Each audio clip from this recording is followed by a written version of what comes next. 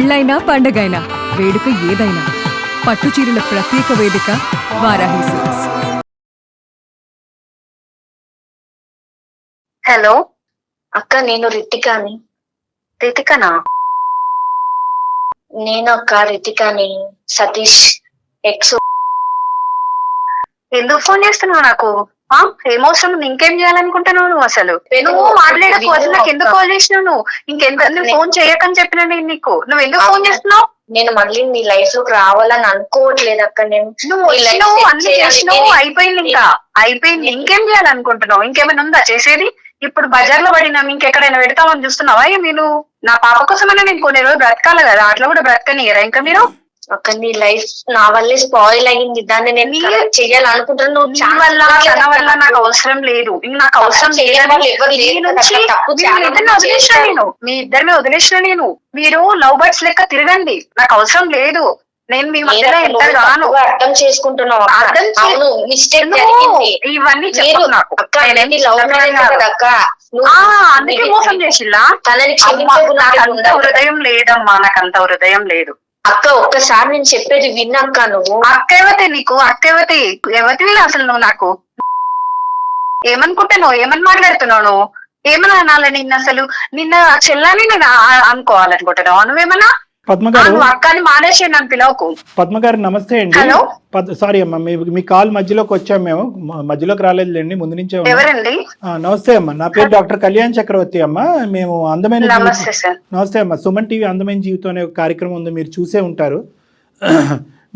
మీరెందుకు చేశారు సార్ నాకు? మేము చేయలేదమ్మా. అమ్మ మేము చేయలేదు, దయచేసి మా ఆలోచనని అపార్థం చేసుకోకండి.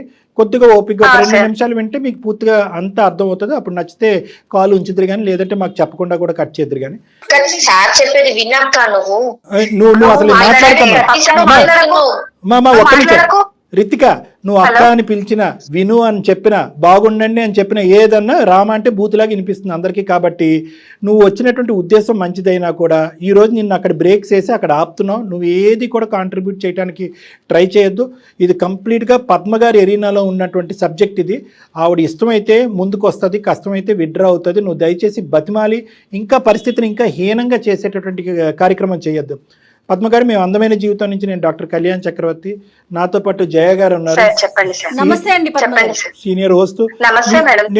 మేము ఇక్కడ ఒక్కటేనమ్మా, ఇక్కడ మేము మాట్లాడేది ఏంటంటే చాలా ఒక అసభ్యకరంగా, ఒక అసహ్యంగా, తల్లిదండ్రులు, సభ్య సమాజం అందరూ తలదించుకునేటటువంటి విధంగా ఒక అమ్మాయి చేసినటువంటి తప్పుకి ఆ అమ్మాయి ఎన్నిసార్లు క్షమాపణ చెప్పినా ఆ అమ్మాయి తరపున మేము సభ్య సమాజం తరపున మీకు క్షమాపణ కోరుకుంటున్నాం. ఎందుకంటే పచ్చగా ఉన్నటువంటి ఒక కాపురం ఈరోజు విచ్ఛిన్నం అయిపోయింది, అతి దారుణమైన పరిస్థితికి వెళ్ళిపోయింది అనేది మేము మనస్ఫూర్తిగా చింతిస్తున్నాం, బాధపడుతున్నాం. తల్లి, జరిగినటువంటి కథ అంతా కూడా మేము ఈ అమ్మాయి మాటల్లో విన్నాం. మీ వరకు ఏం విన్నారు అనేది, ఎందుకు మీరు మనస్తాపం చెందారు, మీరు ఏం కోరుకుంటున్నారు, ప్రస్తుతం మీ భర్త గారి యొక్క పరిస్థితి, మీరు ఎక్కడున్నారు, బిడ్డ ఎక్కడుంది, ఇవి కొద్దిగా మాకు వివరించండి అమ్మ, ఒక 2 నిమిషాలు. నేను ఒక 2 మినిట్స్ మాట్లాడతాను. అసలు జరిగింది ఏంటంటే సార్, నేను మా హస్బెండ్ ఇంతకు ముందు ఇక్కడ హైదరాబాద్ లో ఉండేవాళ్ళం సార్. ఇక్కడ మాది లవ్ మ్యారేజ్ సార్. మేమిద్దరం ఒక 1 year వరకు, 1.5 year వరకు లవ్ చేసుకుని పెళ్లి చేసుకున్నాం సార్. పెళ్లి కూడా మా పేరెంట్స్, వాళ్ళు ఒప్పుకోకపోయినా నేను వాళ్ళని ఒప్పించి మరి మ్యారేజ్ చేసుకున్నాను సార్. చేసుకున్నాక మేము బెంగళూరులో వెళ్ళిపోయాం సార్. అక్కడికి షిఫ్ట్ అయిపోయాను. నాకు ప్రెగ్నెన్సీ వల్ల నేను జాబ్ ఆఫ్ చేసాను సార్. కొంచెం నాకు బెడ్ రెస్ట్ వల్ల నేను హైదరాబాద్ కి, ఇక్కడికి మా ప్రాపర్ వచ్చి హైదరాబాద్ సార్. నేను హైదరాబాద్ మా మమ్మీ వాళ్ళ దగ్గరికి వచ్చినాను సార్. డెలివరీ కోసం వచ్చి కొంచెం నాకు హెల్త్ బాగాలేక ఇక్కడికి వచ్చినాను. మా హస్బెండ్ అక్కడే ఉన్నారు. వచ్చాను మేడం నేను ఇక్కడికి. నేను ఇక్కడికి వచ్చినాక మా హస్బెండ్ అక్కడే జాబ్ చేస్తున్నాడు. నాకు రోజు కాల్ చేసేది. చాలా బాగుండేది మేడం. మా లైఫ్ చాలా అంటే చాలా హ్యాపీగా మూవ్ అయింది మేడం. ఇంత లైఫ్ నాకు దేవుడు ఇచ్చినందుకు చాలా గ్రేట్ అని నేను బాగా అదైపోయినా. మా పేరెంట్స్ కూడా సరే బాగుంటున్నారని చెప్పేసి వాళ్ళు కూడా హ్యాపీగా ఫీల్ అయ్యారు. మా బేబీ పుట్టిన తర్వాత 1 year నుంచి మేడం సరిగా మాట్లాడడం లేదు, సరిగా రావడం లేదు. 1 month కి ఒకసారి మన 1 month లో 15 days కి ఒకసారి వచ్చేవాడు. 1 month కూడా రాకుండా అయిపోయాడు. అట్లా ఒక 1 year వరకు చేశాడు. నాకు ఎందుకో డౌట్ వచ్చింది. డౌట్ వచ్చి ఒకసారి నేను ఇట్లా ఫొటోస్ ఇవి ఫోన్ లో అవి ఇవి చెక్ చేసిన. నేను ఎప్పుడు చెక్ చేయను, కానీ నాకు డౌట్ రావడం వల్ల ఏమైంది అసలు అని తెలుసుకోవడానికి నేను చెక్ చేసిన మేడం.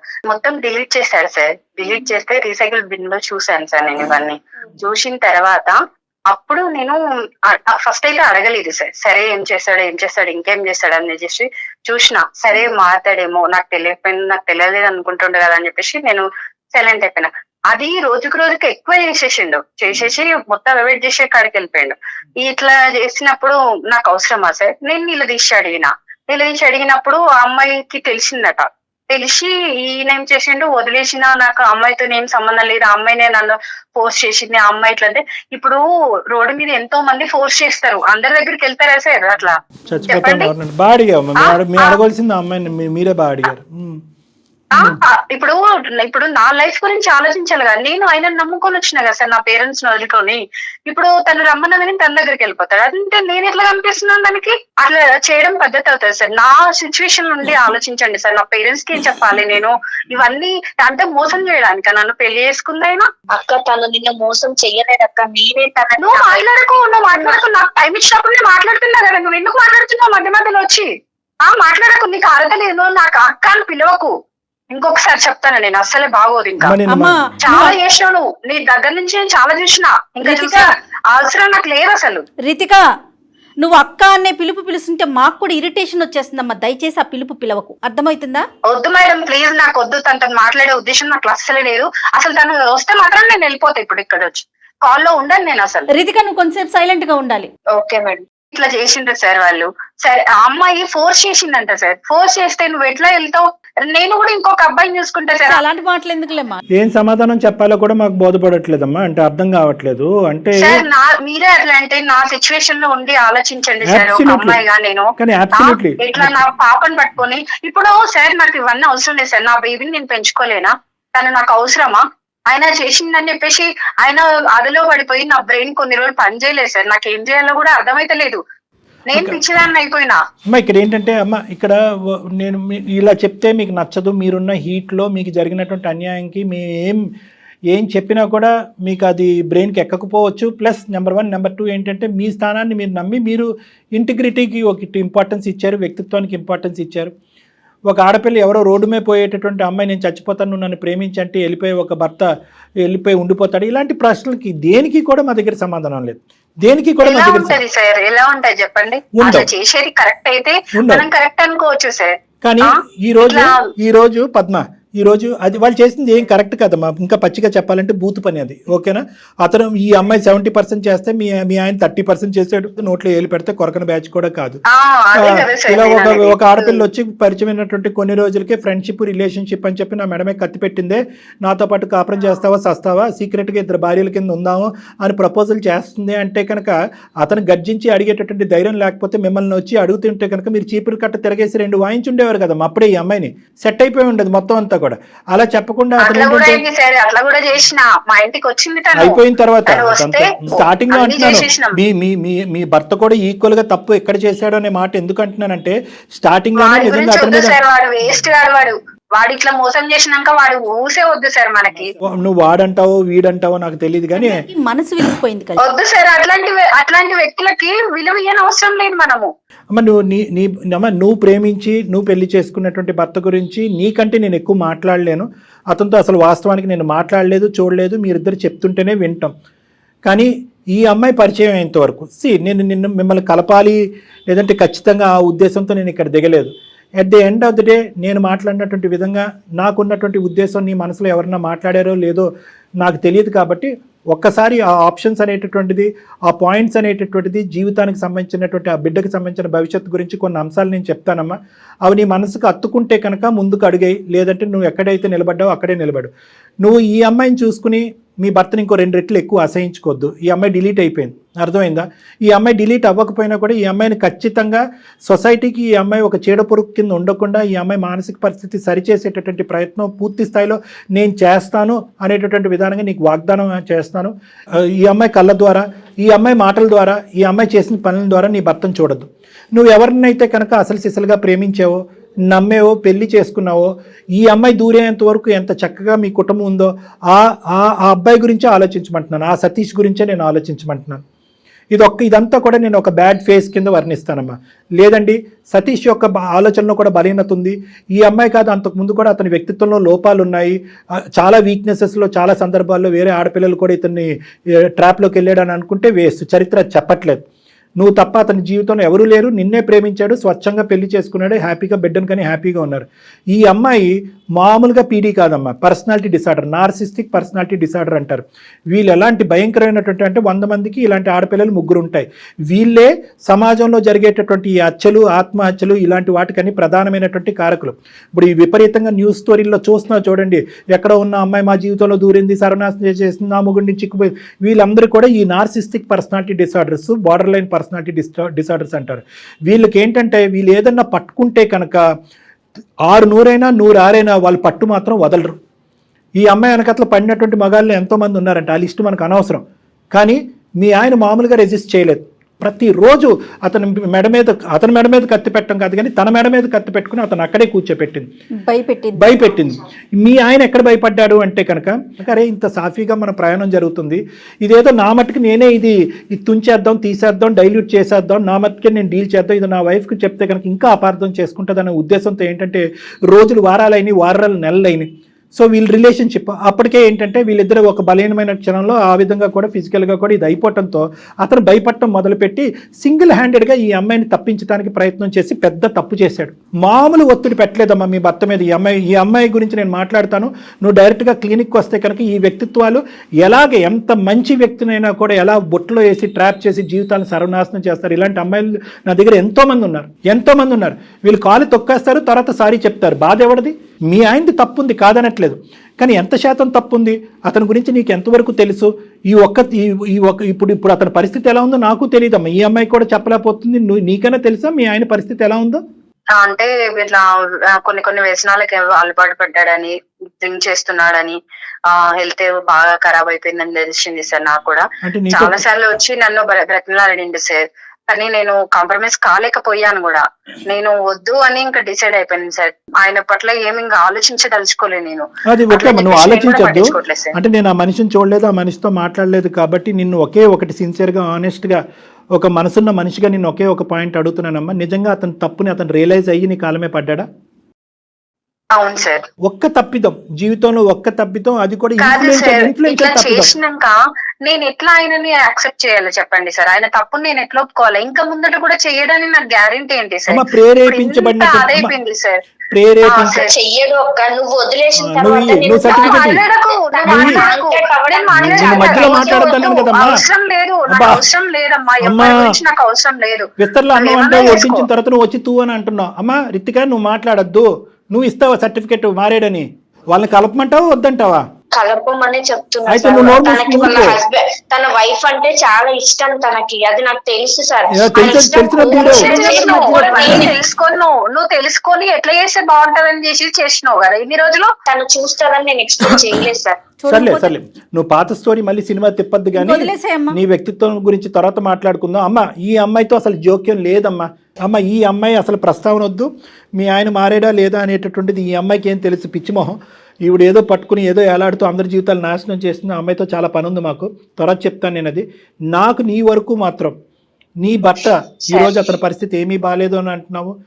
బిడ్డను బాగా చూసుకునేవాడు, భార్యను బాగా చూసుకునేవాడు. కేవలం ప్రెగ్నెన్సీ టైంలో ఈ అమ్మాయి పెట్టినటువంటి మానసిక పరమైనటువంటి ఇన్ఫ్లుయెన్షియల్ బ్లాక్మెయిల్ ఒత్తిడి ఇది. ఆ ఒత్తిడికి అతను తలొగ్గి ఒక తప్పు చేశాడు. నువ్వు ఇప్పటికిప్పుడు నువ్వు ఏదో ఒప్పేసుకుని నా మాట మీద గౌరవంతోనో ఇంకోటో ఏదో ముందుకెళ్ళిపోమని నేను అనట్లే. ఒక్కసారి మీరు వస్తే కనుక నేను కూడా అతన్ని ఫోన్ చేసి పిలిపించుకుంటాను నా దగ్గరికి. నా సమక్షంలోనే మీరు మాట్లాడుకోండి. దయచేసి ఈ కాపురం మాత్రం విడిపోవలసినటువంటి కాపురం కాదు. ఇలా అయితే కనుక మీరు కానీ ఈ బేసిస్ మీద విడిపోతే కనుక ఇదే ఎగ్జాంపుల్ తీసుకుని ఇలాంటి ఆడపిల్లలు చాలామంది ఉన్నారు సమాజంలో. ఈ మొత్తం ప్లాట్ఫామ్ని, ఈ ఎపిసోడ్ని వాళ్ళకి కావాల్సినటువంటి విధంగా వాడుకుని అరే ఇలా పొల్ల పెడితే కనుక విడిపోతారనమాట అనేటటువంటిది ఎగ్జాంపుల్ కింద తీసుకుని ముందుకెళ్తారమ్మా. మీరిద్దరు భార్యాభర్తలు మీ ప్రేమ నిజమైంది అనేటటువంటిది ప్రూవ్ చేసుకోవాలి. ఆ పిల్లకి ఒక చక్కటి తల్లిదండ్రుల కింద మారి ముందుకెళ్తాం అనేటటువంటి ఆలోచనతో ముందుకెళ్ళాలి. దానికి మీ ఇద్దరిని కలపడానికి ఏ వంతు ప్రయత్నం చేయమన్నా నా వంతు ప్రయత్నం చేస్తాను. ఏ స్థాయి వరకైనా వెళ్తా. మార్పు రాకపోతే మీ ఆయన కూడా మొండిగా వ్యవహరించి ఏమీ రియలైజ్ కానటువంటి మీరు మాట్లాడండి సార్, మరి మాట్లాడండి ఫస్ట్, మీరు తనతో మాట్లాడండి సార్, నేను తర్వాత నేను ఆలోచిస్తా సార్ నేను కూడా. వెరీ గుడ్ అమ్మా, వెరీ గుడ్. అట్లీస్ట్ నాకు ఆ చిన్నపాటి అవకాశం ఇచ్చావు కదా, నేను దూరిపోతాను.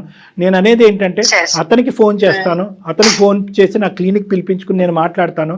నేను ఫోన్ చేసినప్పుడు ఒక 2-3 సార్లు అతనితో మాట్లాడిన తర్వాత నువ్వు వద్ది కానీ ఇద్దరు ఎదురు కూర్చొని మాట్లాడుకుందాం. మీరిద్దరు ఏమనుకుంటే అదే ఫైనల్గా నేను ఏకీభవిస్తాను. నా నమ్మకం నాకు ఉంది కానీ final decision is up to both of you. సరే సార్, నేనైతే కాంప్రమైజ్ అవ్వలేను సార్, మీరు చెప్తున్నారు కాబట్టి మీరు కాంప్రమైజ్ అవ్వద్దమ్మా.